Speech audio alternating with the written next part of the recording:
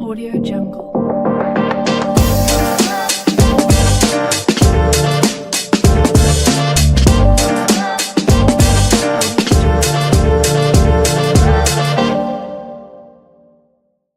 Сайн байцгаана уу? Бүгдх подкастын дараагийн дугаар та бүхэндээ хүрэхэд бэлэн болсон байна. Бидний энэ удаагийн зочноо Дэлхийн их сургуулийн сурвалжлагч Ратнах маань оролцож ирсэн байна. За, юуны өмнө та эхлээд биднэрт өөрийгөө танилцуулах уу? За тийм. Намайг болохоор Батцорын Ратна гэдэг. Тэгээд би яг одоо болохоор Дэлхийн их сургуульд улс төр судал чиглэлээр суралцаад сая 2 дугаар курсээ төгсөөд юм хийд ирсэн байгаа. Тэгээд одоо болохоор нэгдсэн үндэсний байгууллагын шилжилт хөтөлбөрийн газрын шугамар тэтгэлэг аваад тэгээд ер нь Монгол диаспора гэдэг хөтөлбөрт хамрагдаад зуны турш ер нь Монголдоо дадлага хийх гээд хүрэлцэн ирсэн байгаа. Ширсдээ зүгээр хүрээд ирсэн байгаа их орондоо. Тэгээд нэг тиймэрхүү байна да хамгийн төвчнөөр танилцуулах юм бол. За баярлалаа. За тэгвэл хоёлаа шууд ном руу номныхаа сэдвүүрөө орцгоо. Бидний өнөөдрийн ярих сэдв болохоор ном болохоор Жожо Моёсын Чамтай уулзрахаас өмнө гэх энэ хүн номны тухай бид нэр ярих гэж байгаа. За хамгийн ихний асуулт болохоор танд энэ номноос хамгийн их таалагдсан хэсэг нь юу нэлээ вэ? Дурдвал? За хамгийн их таалагдсан хэсгүүд гэх юм бол яг нөгөө төгсгөлийн хэсгүүд байдаг шүү дээ. Тийм төгсгөлийн хэсэг бол хамгийн их таалагдсан. Тэгээд дундуура бас яг тэр Will гэд манай гол дүрийн залуу байгаа шүү дээ. Тэгээ Will яг өөртөөгөө ингээд амар struggle хийгээд байж хахад манай Луиза ингээд айгуу гоё ойлгох гэж анхандаа ерөөсөө хичээгээгүй надад ингээд бас их таалагдсан гэдэг юм уу? Ерөөсөө тэгж нэг амар анхнаасаа л нэг амар халамжлал өстэй яах вэ хүү гэж яваагүй. Тэ чи хөгжлийн бэрхшээлтэй байлаа гэх тэрийг ашиглаад хүмүүстээ дээрэнгүй арчиж болно гэсэн үг биш шүү дээ гэл хатуухан хэлцдэг нь бол хамгийн их таалагдсан. Шууд нөгөө уурлаа хэлдэг нэг хэсэг байдаг шүү дээ. Тэр хэсэг нэгтэй ажигбайсан шүү. За тэгвэл одоо манай номны төгсгөл дээр байгаа шүү дээ. Ингээ Will ингээ шууд өөрийнхөө сонгосон замыг одоо сонгоод одоо үхлээс тэр чигээр унтуулгаа сонгоод явчихдээ шүү дээ. Ер нь тэр хэсэг таалагдсан уу? Тийм. Тэр хэсэг таалагдсан. Яа гэх юм бол за хүмүүс болохоор жоохон сонир сонсогдож магадгүй л дээ. Ингээ хүн хүчиж чад юунд нь баярлаад байдаг юм байна тийм. Гэтэ яг тэр нөгөө гол юм биш байхгүй. Тэгээ Will-ийн өөрийнх нь гаргаж байгаа шийдвэр тэгээ тэр шийдвэрээ гаргаж байгаа шалтгаанууд үндслэлүүд нь бас айгүй гоё санагдсан. Яа гэх юм бол зүгээр ингээд байж байжснаа сэтгэл хөдлөлөөрөө за явъя дөө нөгөө ертөнц рүүгээ явъя дөө гэдээ явчаагүй тийм. Will өөрийнхөө ингээд тийм одоо шалтгаануудыг бичээд тийм ингээд гаргаж ирсэн байдаг. Тэнгүүтээ тэрнийхээ дараа болохоор яасан бэ гэхээр хамгийн сонирхолтой зүйл нь яг нэг хэний ч ятгалгаан давтаагүй гэдэг юм уу? Хүн энэ талаас нь ингээл харуулаад янз янзын талаас нь юу н гаргаж ирэх гээл те. Ингээд үзээчээ, тэгээд үзээчээ энэ амьдрал гоё гоцтэй гэл угаасаа тэгж ятгах гэж ээж нь бол тэгж үзсэн шүү дээ тийм шүү дээ. Тэгээд надад 6 сарын хугацаа өгч гээл ингээд амханда чаваас үзээлээсэн. Тэгээд Луиза бол тэр 6 сарын хугацаанд гол тоглогч нь болсон. Гэхдээ тэгсэн ч гэсэндээ бүр Will хайрлаж дурлсан ч гэсэндээ энэ хорвоодлын хамгийн сайн сайхан зүйлийг амссан ч гэсэндээ яг өөрийнхөө шийдвэртээ үнэн зогсож байгаа нь бол амар санагдсан. Өөртөө үнэнч байсараа дуус болохоор тэрийн таалагдсан гэх юм уу? Тийм. Ер нь өөртөө үнэн хүнчил ер нь кул штэ тий. За 3 дахь асуулт нь танд хамгийн таалагдсан дүр байгаа юу? Ер нь яагаад вэ? Надаа хамгийн таалагдсан дүр нь гэдэг юм бол угаасаа гол дүрийн маань Will бол айгүйх таалагдсан. Тийм. Тэрнээс гадна таалагдсан гэдэг юм бол Patrick жоохон таалагдсан гэх юм уу? Би Патрик дургу. Амар муухай ингээд хөгжлийн бэрхшээлтэй. Наадах чи тэг хөгтөж болж чадахгүй штэ. Ингээд яг тэр дарамжлалтай хэсгээс нь хойш ер нь энэ анхнаасаа дургу байсан л да.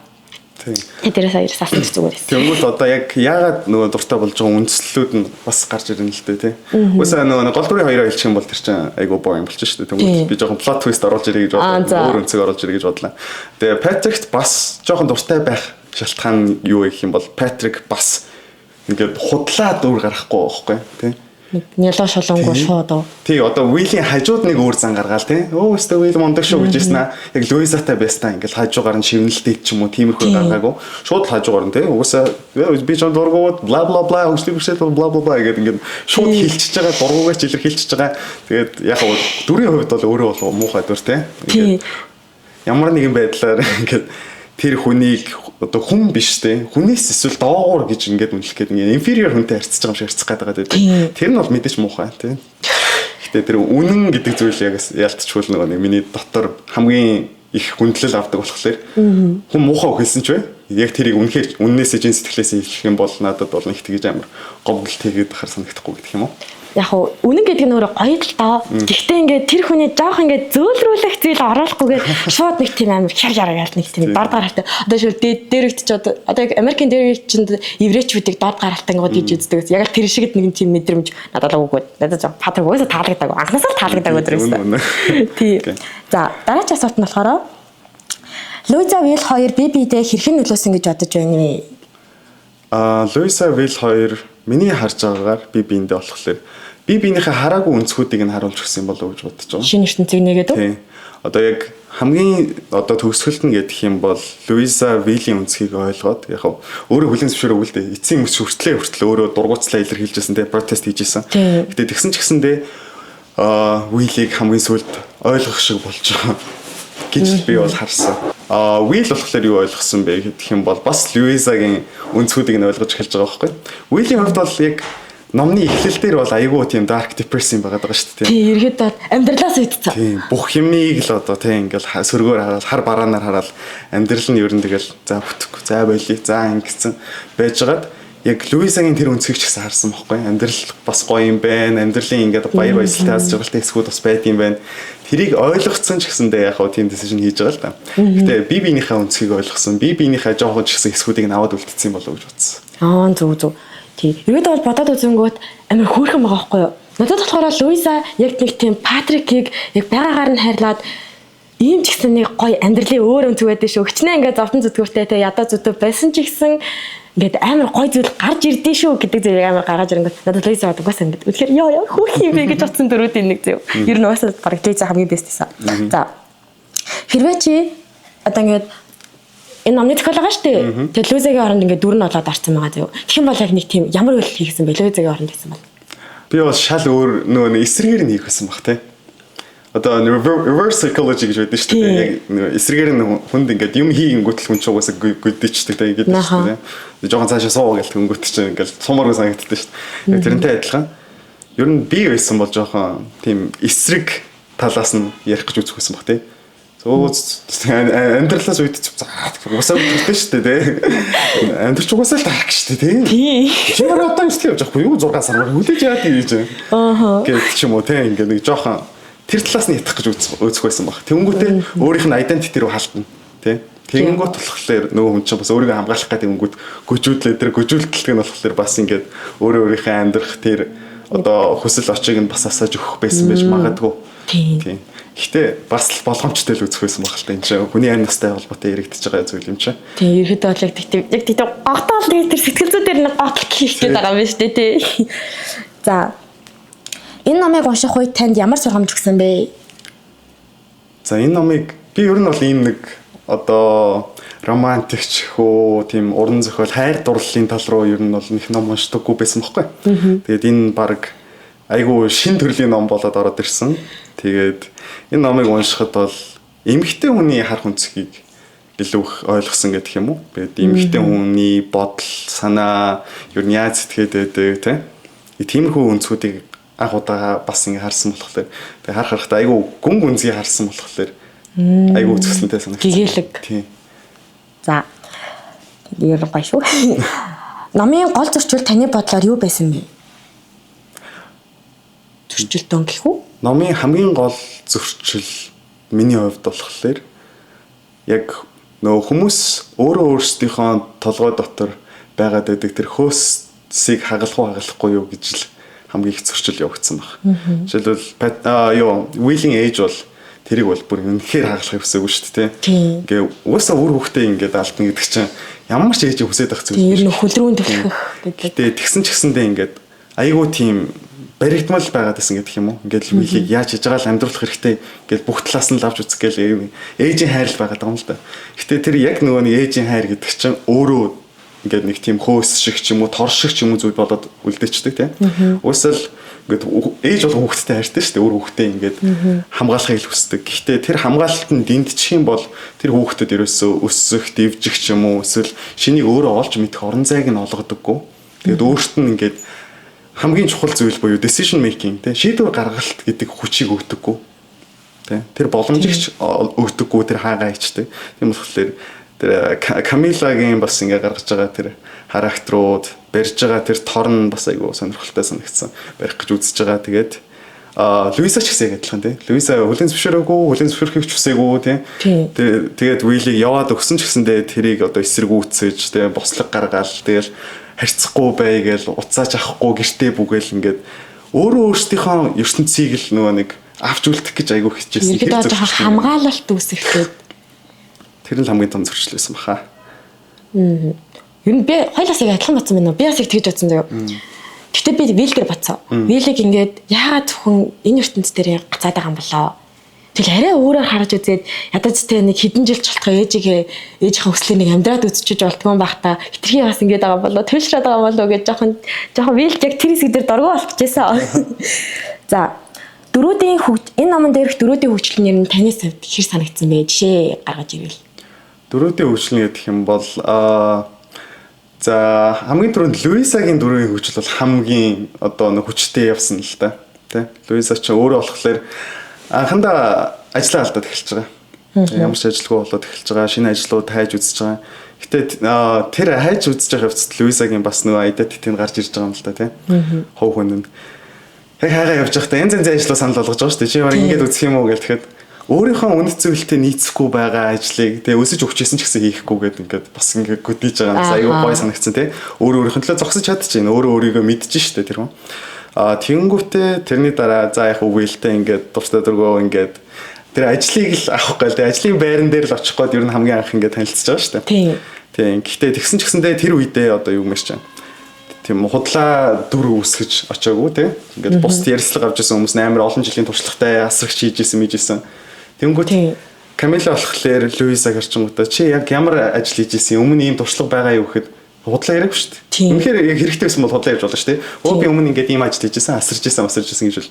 Өө би асарж байгаагүй надад туршлага байхгүй гэд тэрийг хэлсний дараа ч гэсэн Камилад яг тэр нөгөө хүний сэтгэл зүрхэнд арцаад байдаг тэр очно харагдсан байгаа даа. Тэр Луисагийн тэр гэгээлэг байдал нь угсаа яг Уиллийг өөрчлөхөд хамгийн хэрэгтэй байгаа зүйл. Бусдаар бол яг мэрэгжлийн төвшөнд байна. Асрагч ерөөсөө шаардлагатай байгаагүй. Тийм. Ер нь амьдрах хэлээр дээр нэг жоохон тусал нэмхэл хэрэгтэй байсан гэл манай Луисаг авсан л да. Тэрийг харсан болохоор Луисаг авсан баг. Тэгээ тэр өнцгүүд дээрээ ч гэсэн одоо Уилл айгүйх нөлөөлсөн баг.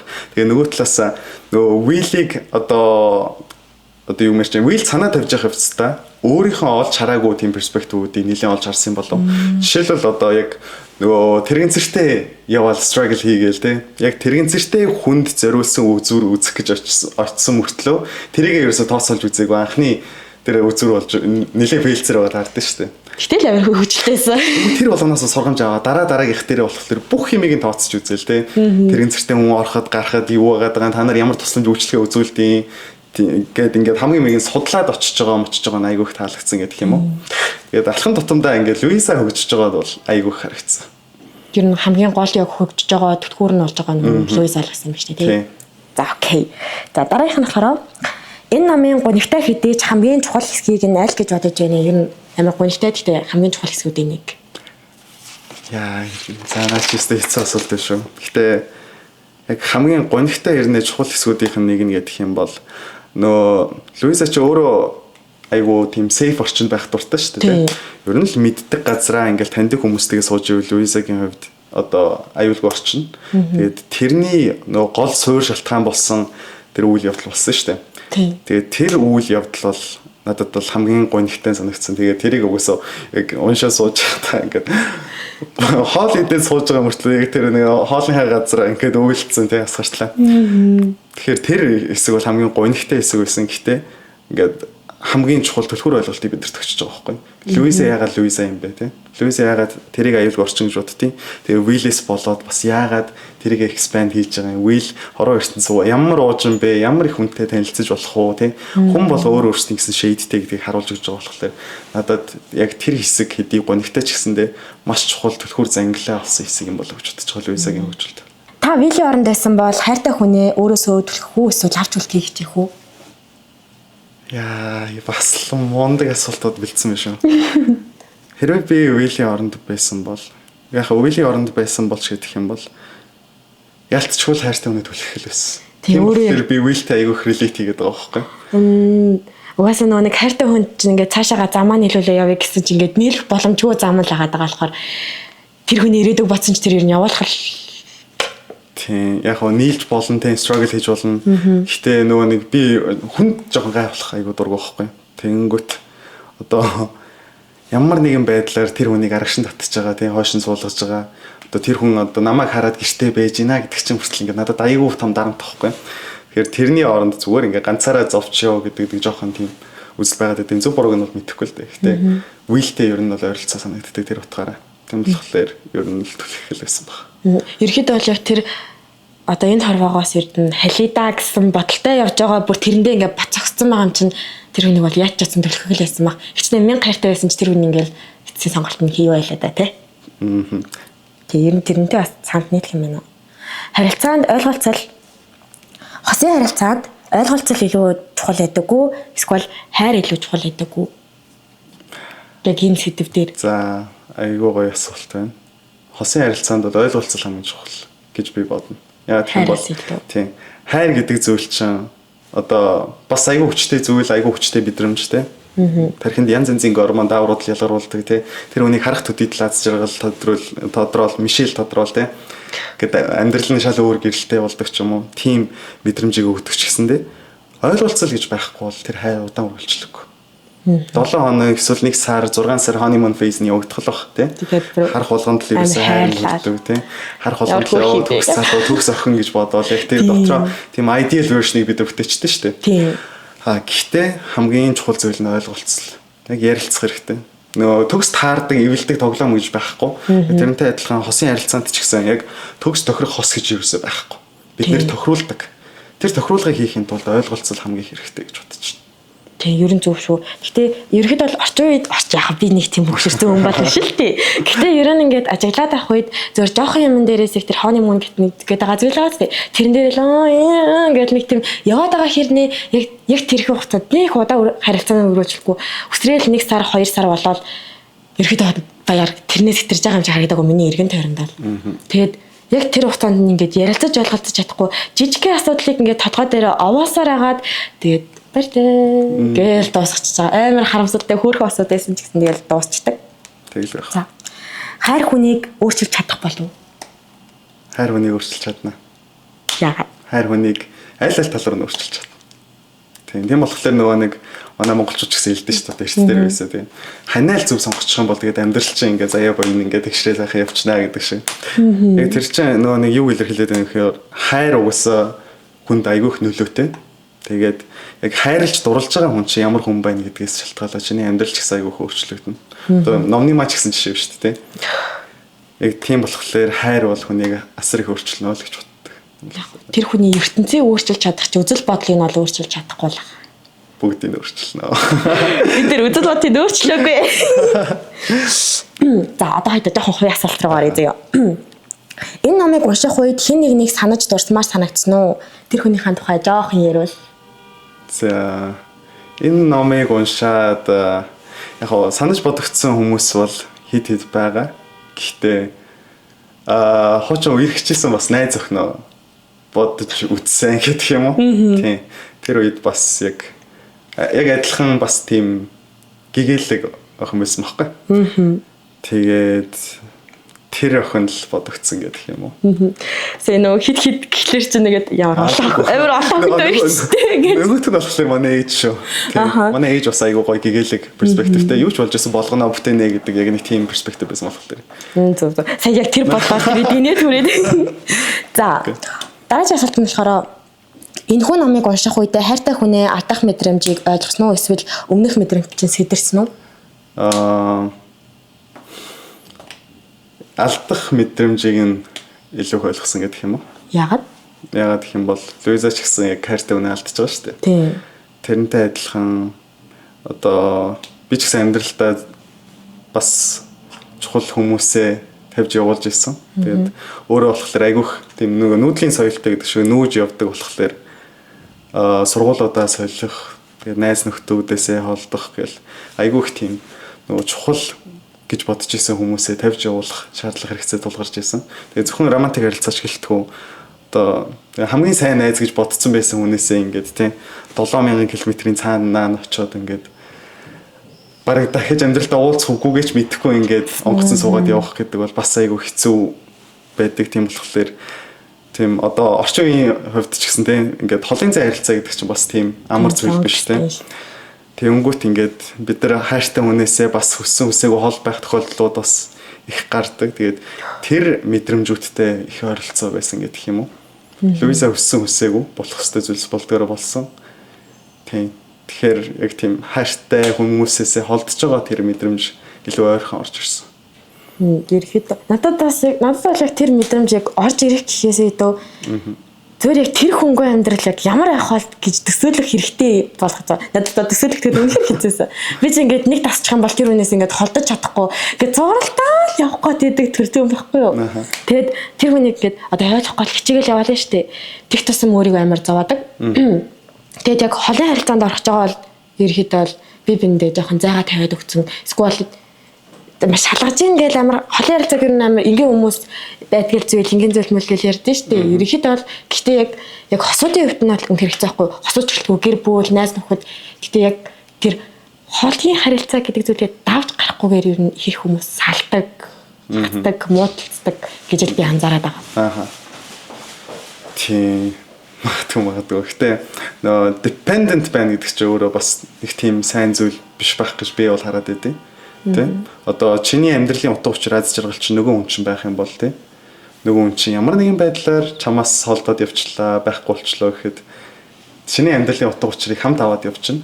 Тийм болохоор нөгөө философийн хувьд жоохон одоо dependent байх эсрэг жоохон философи байгаад байдаг гэх юм уу? Нөгөө хорвоо ертөнцийн юу ч чинийх биш юм бол чи яг юуг алдах юм бэ гэдэг үг байдаг шүү дээ. Тэрнтэй адилхан нөгөө нэг бид нар ямар нэгэн байдлаар relationship-т байлаа гэд тэр хүнийг өмчилж ин гэсэн үг биш. Та өөрөө ч гэсэн тэр хүний өмч биш байхгүй. Хоёр хүн ингээд хоёр мах бод бие биенийхээ ингээд амьдралд гэрэл гигэн болоод орж ирж байгаа. Тэгээд тэр одоо цаг хугацаа гэдэг бол айгүй хүнцэнтэй. Тэр хүмүүсээс суралцаж чадах бүх зүйлс байх юм бол чадлаараа суралцаад тэр хүнд өгч чадах одоо тусламж, хайр, юу ч үгүй айгүй гой гой мэдрэмжүүд байх юм бол бүгднийг нөгөөд тэгээд үнэхээр яг цаг хугацааны ирэхэр ч юм уу тийм ямар нэгэн байдлаар давагдшгүй хүчин зүйлийн ирэхэнд ингээд хоёр тишээ салахаар болох юм бол эцсийн хүртэл үзэж байгаад тийм бид хоёр үнэхээр тултал нь хичээлээ. Тэгээд яалтчгүй ингээд салах шийдвэрээ гаргаж байна гэдгийг хоёулаа хамт ярилцаад гаргах юм бол нэг тэгж амар одоо гуны готрол давтаад ч юм уу тийм харилцаа дуусахтаа тийм depressionд оруулах хэмжээний тийм төгсгөл ондогдохгүй болов гэж бодож байна.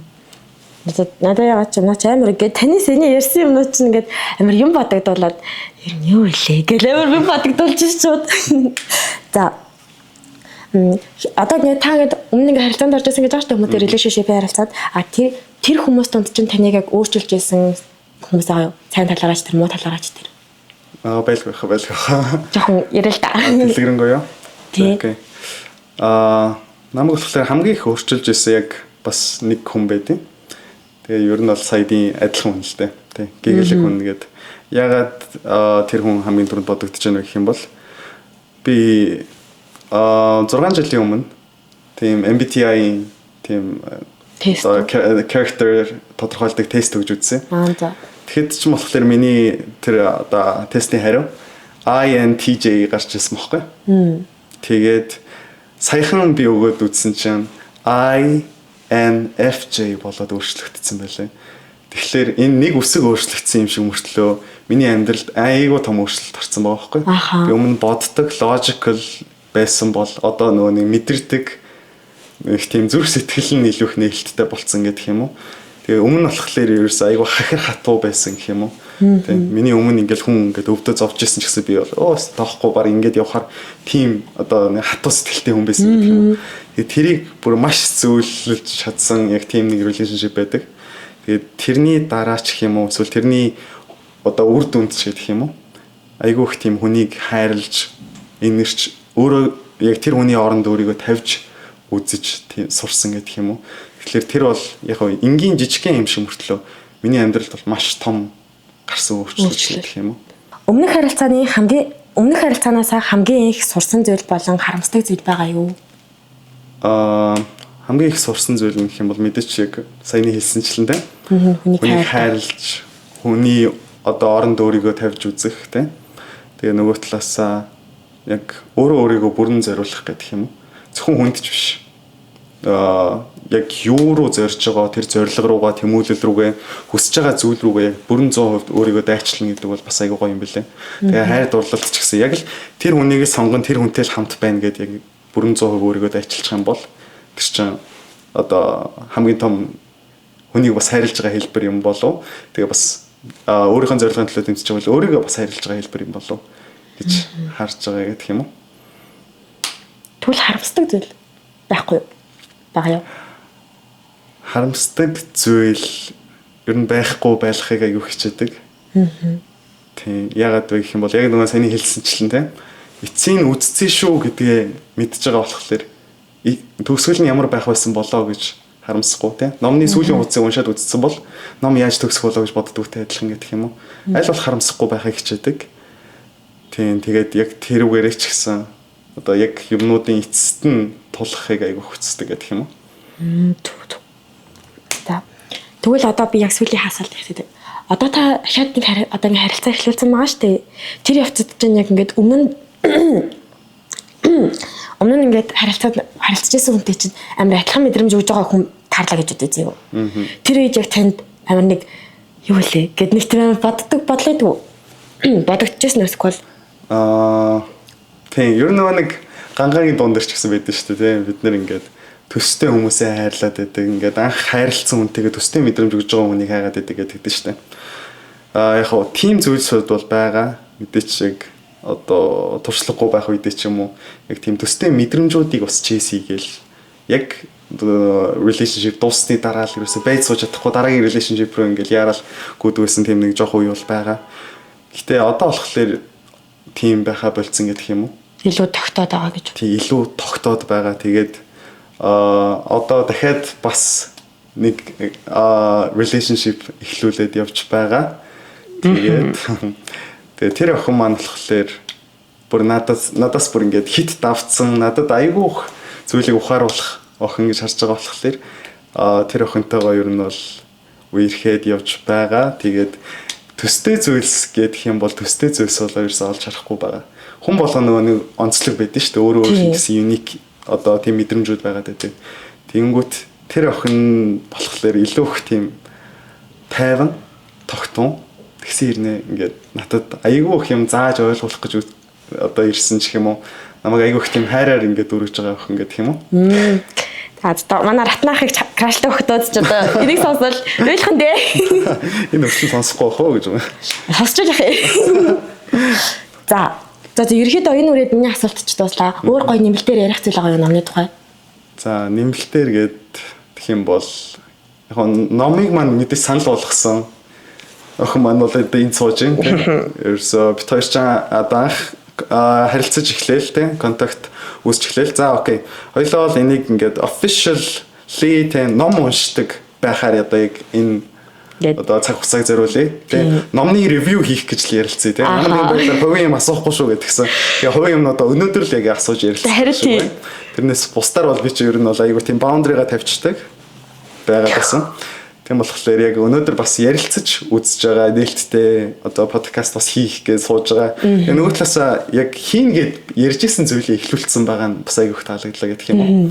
Тийм тэгээд яг энэ хичээрээ подкастуудаа хийгээд яваарэ гэж амжилт хүсье. Тэгээд миний хувьд бол ярих зүйл маань ингээд дуусчих шиг байна. Тэгээд үзэж сонирхсан хүн болгондоо баярлалаа. Тэгээд өдрийг сайхан өнгөрүүлээрэй гэж байна. За энэ хүрээд манай BookTok подкастын дараагийн дугаар маань өндөрдөх болсон байна. Энэ хүртэл сонсон та бүхэндээ баярлалаа. Дараа уулзцгаая.